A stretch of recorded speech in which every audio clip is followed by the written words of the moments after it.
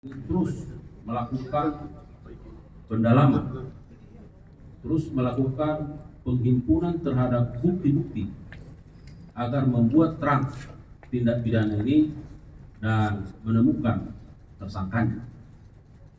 Dan dalam perkara ini setidaknya ada 90 orang saksi yang sudah diperiksa. Oleh karenanya, bagaimana perkembangannya? Kita simak bersama. Direktur Penyidikan akan memberikan penjelasan terkait substansinya. Untuk itu kami persilakan kepada Pak Direktur Penyidikan. Terima kasih Pak Kosmenkum. Assalamualaikum warahmatullahi wabarakatuh. Waalaikumsalam. Selamat malam bagi kita semua yang saya hormati, teman-teman dari media massa yang hadir pada kesempatan malam hari ini. Saya ingin menyampaikan tentang perkembangan penyidikan perkara dugaan tindak pidana korupsi dalam kegiatan importasi gula pada Kementerian Perdagangan Republik Indonesia tahun 2015 sampai dengan 2023. Sebagaimana Surat Perintah Penyidikan nomor 53 tanggal 3 Oktober 2023. Adapun kasus tersebut adalah sebagai berikut, bahwa pada tahun 2015 berdasarkan rapat koordinasi antar kementerian, tepatnya telah dilaksanakan pada tanggal 12 Mei 2015, telah disimpulkan bahwa Indonesia mengalami surplus gula sehingga tidak perlu atau tidak membutuhkan impor gula. Akan tetapi pada tahun yang sama, yaitu tahun 2015 tersebut, Menteri Perdagangan yaitu saudara TTL memberikan izin persetujuan impor gula kristal mentah sebanyak 105.000 ton kepada PT AP, yang kemudian gula kristal mentah tersebut diolah menjadi gula kristal putih atau GKP. Sesuai dengan keputusan Menteri Perdagangan dan Perindustrian nomor 527 tahun 2004, yang diperbolehkan impor gula kristal putih adalah BUMN.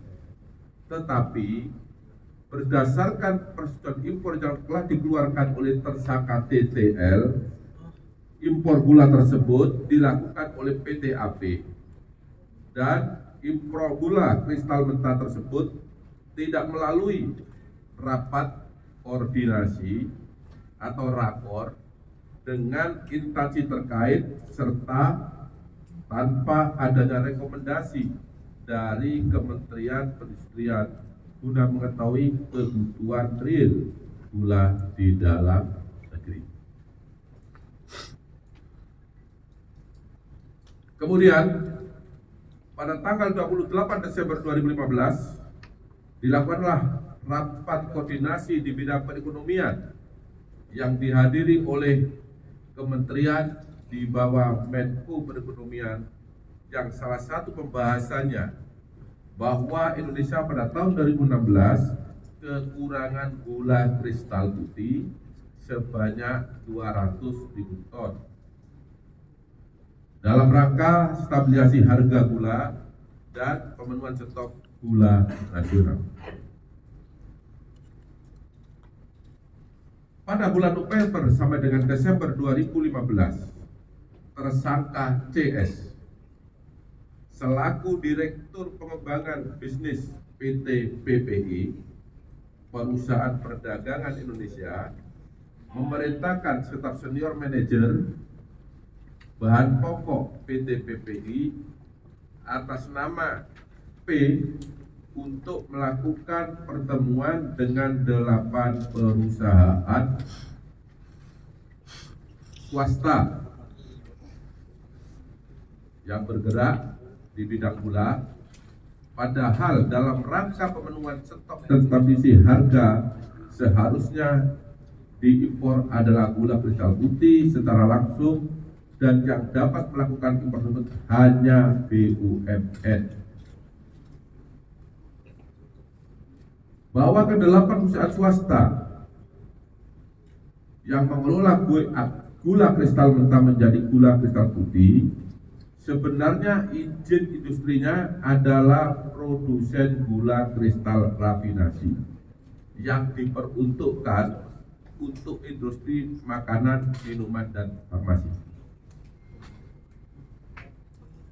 Setelah ke-8 perusahaan tersebut mengimpor dan mengelola gula kristal mentah menjadi gula kristal putih, selanjutnya PT PPI seolah-olah membeli gula tersebut, padahal senyatanya gula tersebut dijual oleh perusahaan swasta, yaitu 8 perusahaan tersebut, ke pasaran atau ke masyarakat melalui distributor yang terafiliasi dengannya dengan harga 16.000 per kilogram, yaitu harga yang lebih tinggi dari HET saat itu 13.000, dan tidak dilakukan operasi pasar. Bahwa dari pengadaan dan penjualan GKM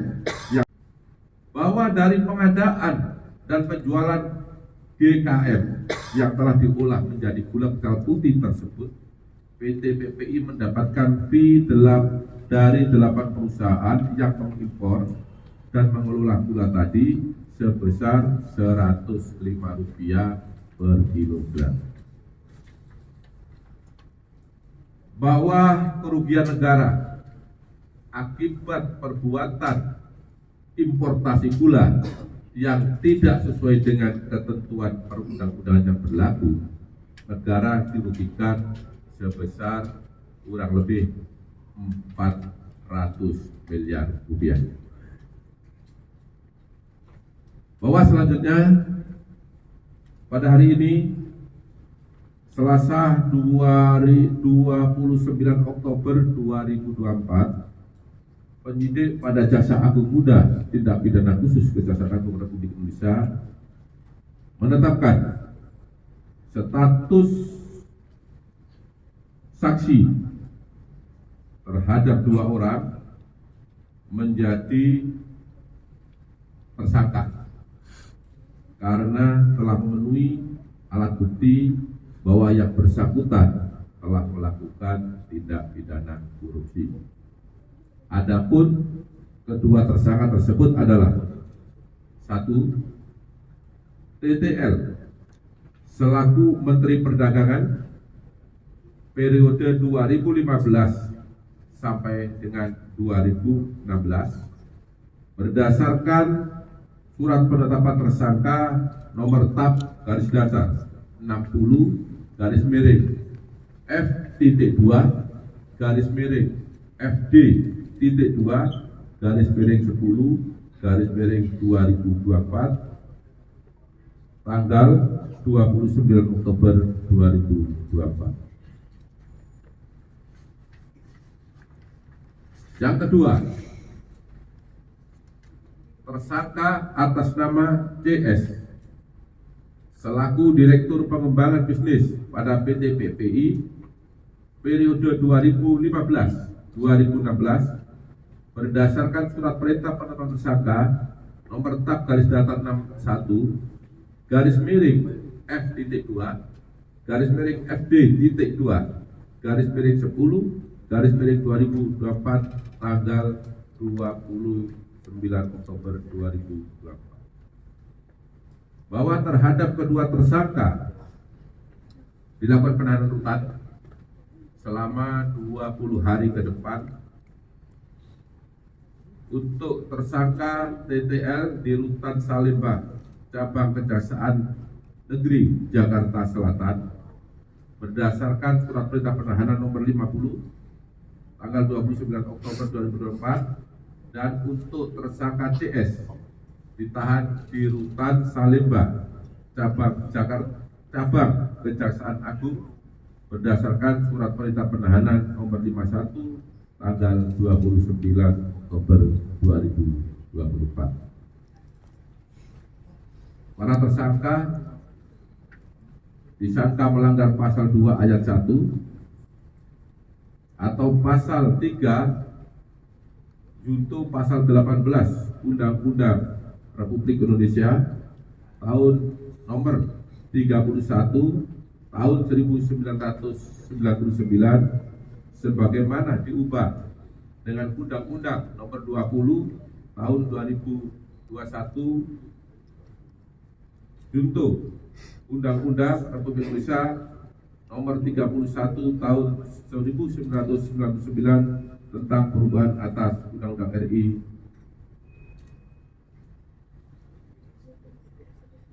tahun nomor 31 tahun 99 tentang pemberantasan tindak pidana korupsi junto pasal 55 ayat 1 ke 1 KUHP. Demikian yang dapat saya sampaikan. Mohon maaf apabila ada yang kurang jelas.